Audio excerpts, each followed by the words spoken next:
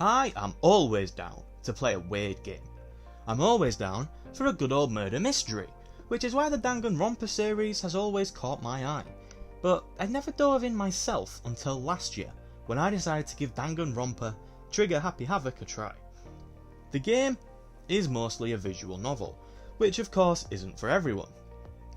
It can be exhausting when the primary gameplay mechanic is reading, but I've got a lot of patience for this sort of thing, so I jumped in and gave it a go. What immediately jumped out to me was how well they've managed to blend elements of mystery, thriller, and psychological horror to create a truly immersive experience that remains consistently enthralling from beginning to end.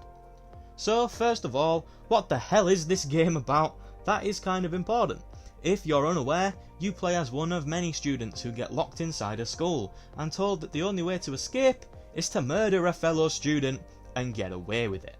Once a murder occurs, the classmates are given a window of time to investigate, then must take part in a class trial where the classmates present their evidence and eventually vote on who they think committed the murder. If they guess correctly, the murderer will be executed in gruesome fashion. If they guess incorrectly, the killer walks free and everyone else is instead executed in gruesome fashion.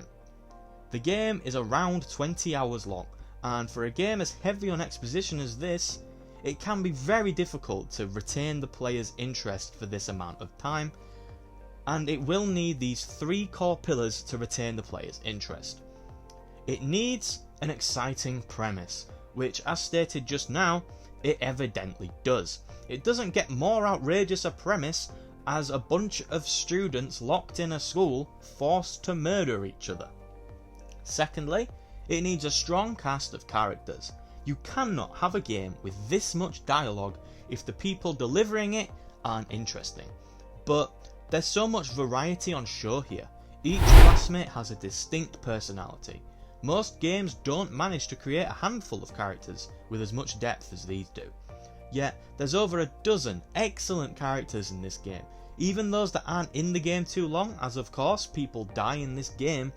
The third thing you need are well executed plot twists. It's important they're well executed. Just having shock value isn't enough. Each twist that comes at you in this game, you have the tools at your disposal to have figured it out beforehand. I didn't manage to predict all of them, but I did get a few, including the first class trial. I need to deliver an example, so I'm going to spoil the first class trial. Only one aspect of it though. I'm spoiling who dies and how, not who killed them, so if you want to skip that, then skip to the time on screen now. The heart is pulled from the player in chapter 1 when your friend Sayaka is murdered, except my heart wasn't pulled because I didn't trust her at all, and I doubt many players did. It is revealed during the class trial that Sayaka had planned to kill another classmate and betray your trust by pinning the blame for the killing on you. Now, you are given the tools to figure this out. When she's shown the video of the outside world each classmate received in order to motivate them to kill each other, she is visibly upset and storms out the room. She later then asks you if you can switch rooms for the night, as she fears for her life. The next day, you can then see the pictures on the doors have been swapped so that your picture is on her room and her picture is on your room. She was going to orchestrate the murder to take place in your room with a weapon everyone knows you have and blame it on you. Unfortunately for Sayaka, the person she intended to kill killed her in self-defense. The game is full of stuff like this. You're given the tools and can figure it out yourself if you think hard enough. It can be a little exhausting how much the narrative flip-flops around, but it is riveting drama if you can handle it.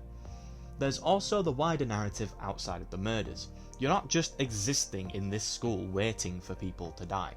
As a group, you're attempting to find a way out. You try many methods of doing so, and gain new information and setbacks consistently. These gradual story beats are drip-fed to you between high-stakes murders and class trials, meaning that pacing is rarely an issue in this game. You're always working towards something. Very little dialogue is completely pointless. which for a game with 20 hours of exposition is widely impressive.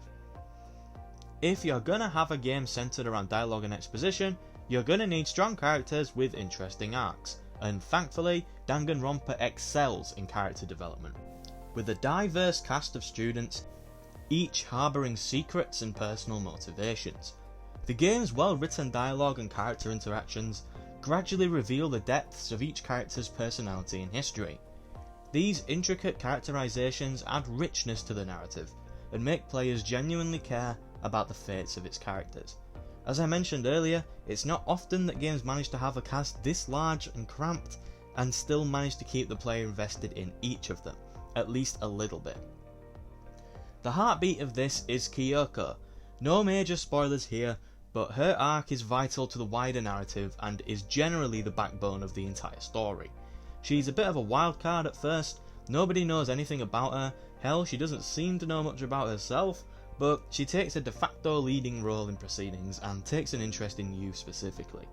She initially appears stoic and aloof, but as the story progresses, players learn about her past, her desire to uncover the truth, and her complex relationship with her father. Her character arc showcases the game's ability to subvert expectations and create multifaceted characters. For any story to stand amongst the heavyweights, it's not enough to just have an exciting story where cool things happen to interesting people. If you think about famous pros from centuries past, or the movies that are widely regarded as the best of all time, there's more behind the surface. You need thematic depth and social commentary, which is pouring out of Danganronpa at every facet of its runtime. Danganronpa does this in a way I have always found most effective. It cleverly utilises the absurdity of its premise and the outlandish personalities of its cast as a vehicle to explore darker, real-world issues and ideas. This subversion of tone, it's genius. Think about a show called BoJack Horseman. If you've not seen it, you'll think of it as the show with the funny horse guy. It's a comedy. It is, but if you've watched BoJack Horseman, then you'll know that under the outlandish escapades and animal puns, it is one of the darkest shows in the industry that explores the tragic aspect of humanity in a terrifyingly realistic manner, subverting the colourful and bright and goofy presentation of itself as a method of subverting it. To some degree, this is what Danganronpa does. It's a murder mystery gauntlet in an abandoned school, orchestrated by a charismatic robotic teddy bear.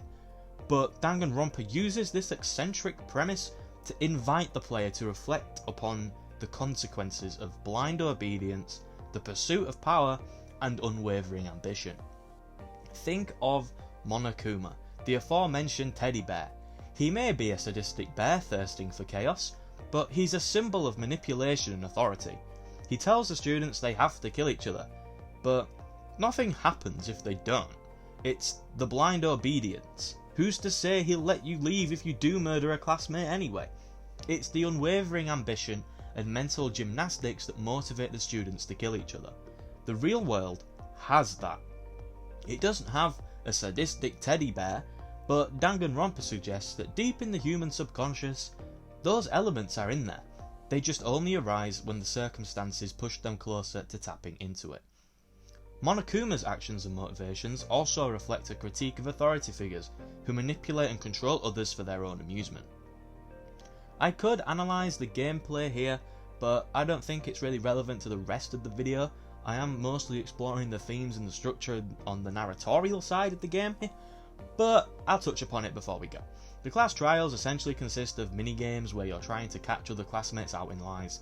There's a decent amount of variety and they can go on for around an hour. You can fail, one trial even leads to an alternate ending depending on your choices.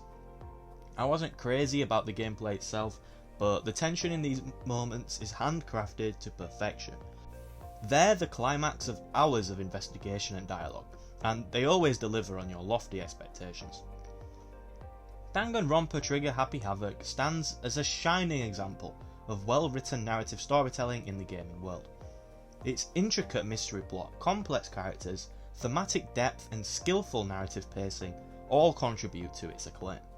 The game excels in drawing players into a world of intrigue and despair. leaving them eager to uncover the secrets of Hope's Peak Academy. Whilst that's what we signed up for, we also signed up for an introspective commentary on the depraved aspect of society, and ask ourselves the question, when push comes to shove, how difficult is it for the darker side of humanity to arise to the forefront? Danganronpa Trigger Happy Havoc suggests, not as difficult as you'd think. Hope versus despair, who wins? Thank you for making it to the end of the video. I hope that you did enjoy it. If you did, then please consider leaving a like, that would greatly help me out. And if you want to see more videos from me, then you can always consider subscribing. But for now, that is all. Have a nice day, and goodbye.